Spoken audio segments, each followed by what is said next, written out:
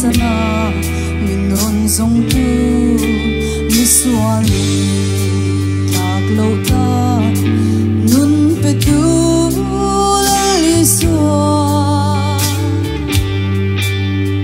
kamwana moya luri adang tiang lima zuan antina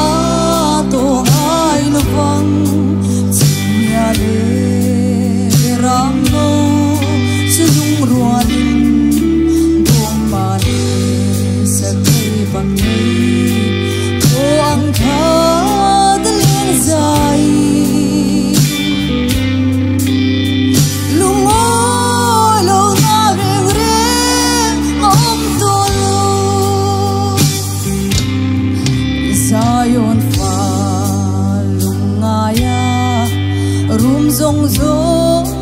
tenena thun hoai rol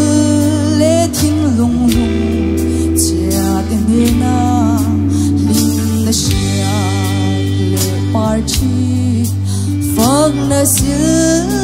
fen tene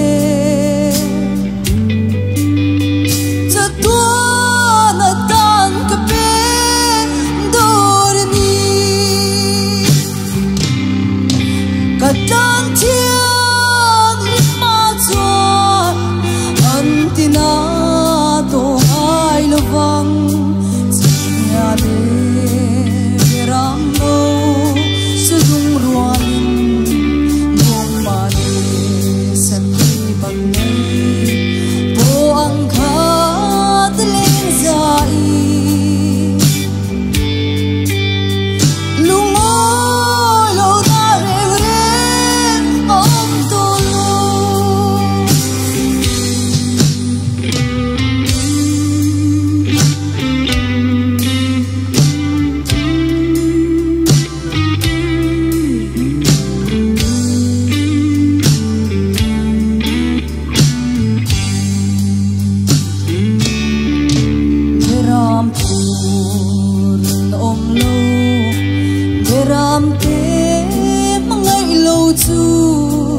an sual vangin ang nena